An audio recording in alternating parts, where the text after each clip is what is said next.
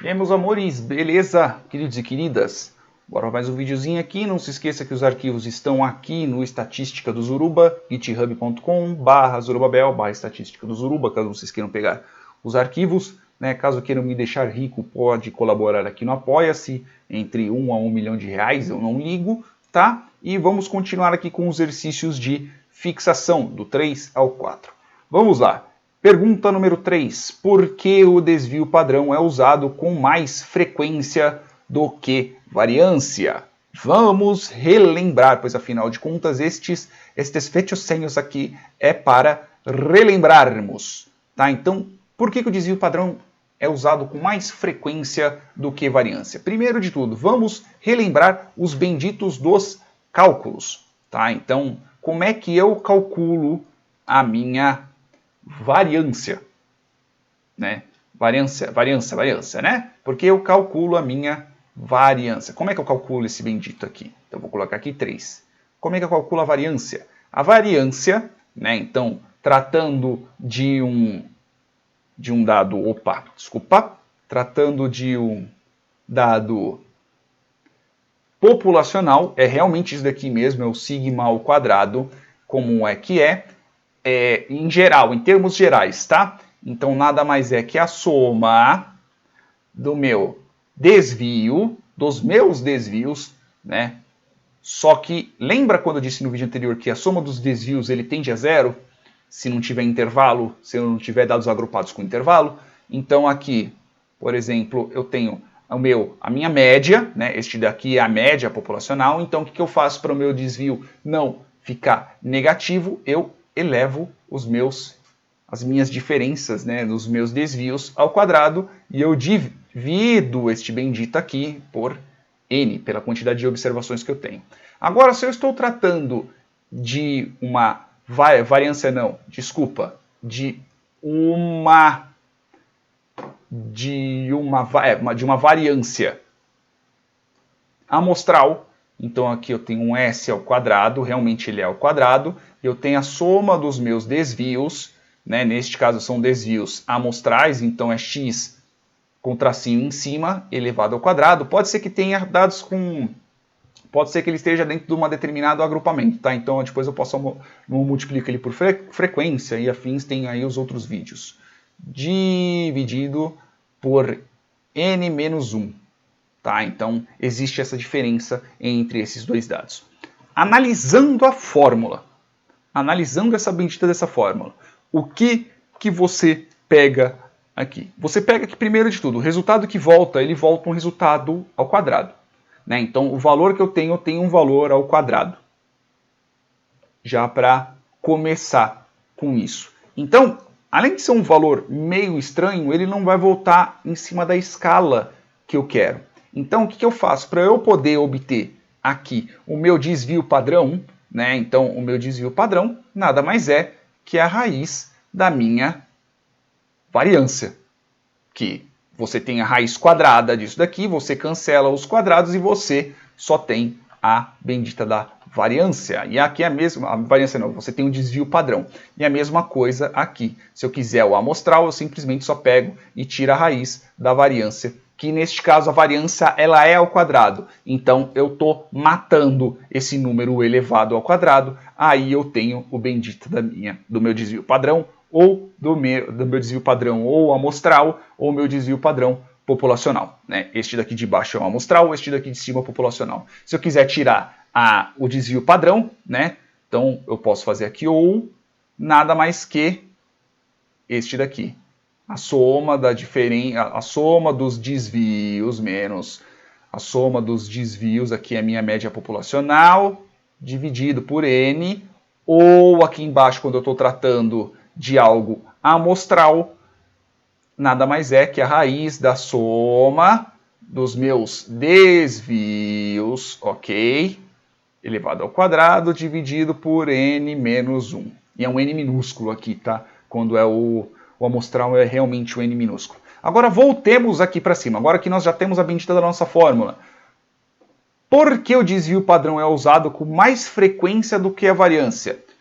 Como vocês podem ver, a variância ela retorna um número ela retorna um número que, tipo, é um número totalmente nada a ver, é um número meio estranho, é um número que ele foge da escala do que você está trabalhando. Então, se você tirar uma variância, por exemplo, de quilometragem por litro, você está pegando um monte de veículos, né? Carros, por exemplo, você está pegando um monte de carros e você tirou a variância de quilometragem por litro que deu, sei lá, 20 não, vamos considerar que seja, sei lá, tipo 200 e pouco, né? 200, 100 e pouco, deu um número mó alto.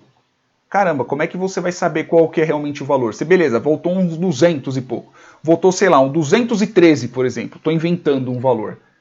Beleza, é um 213 o quê? Você não sabe exatamente o que você está trabalhando em cima do 213, mas se você pegar aqui e você tirar a raiz de 213, que é esse valor que voltou dessa variância ao qual eu estou inventando, tá? Você vai ter um determinado valor. Tanto que se eu vier aqui, ó, calculadora, eu estou inventando, tá? 213, se eu tirar a raiz de 213, raiz quadrada de 213, aí eu vou ter, por exemplo, 14 km por litro, eu tenho o meu desvio padrão dos meus veículos. Se bem que 14 por litro você está comparando, sei lá, moto com carro, né? Então você vai ter uma moto que faz 40 km por litro, ou você vai ter um carro que vai ter que faz, sei lá, 10, vai ter 8, 5 km por litro, por exemplo, tem carro que faz. Ou você está pegando um carro híbrido com um carro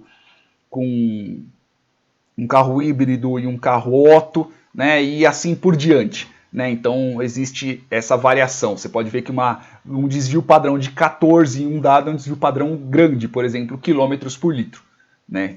Não sei se vocês sabem isso, mas pega um carrinho aí, um carrinho popular, vê quanto que ele faz, quilometragem por litro, quanto que ele roda por quilômetro por litro. Pega uma moto, né, uma moto 150, uma moto 125, vê quanto que ela faz quilometragem por litro, vê um carro híbrido e vê um carro ciclo Otto, sei lá, 4 cilindros, 3 cilindros, 6 cilindros, 8 cilindros, você vai ver a diferença e o porquê que eu estou falando que 14 de desvio padrão você está comparando veículos diferentes. Beleza? Então, qual que é a vantagem de você usar um desvio padrão? O desvio padrão, quando ele volta na escala do valor que você está trabalhando. Então, se eu estivesse trabalhando com quilômetros por litro, numa variância, eu voltaria o 213, ok? Se eu tirar a raiz de 213, aí eu vou ter 14,59. Neste meu caso, eu estaria trabalhando, falando que o meu desvio padrão dos meus dados são 14,59 quilômetros por litro, ok? O que é uma variação, o que é um desvio padrão muito grande para quilômetro por litro.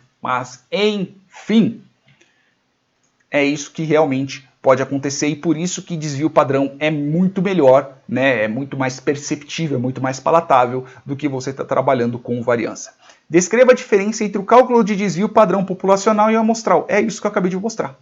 Essa é a diferença. É o divisor aqui, ó. É este pingolinho aqui. Quando você está tratando de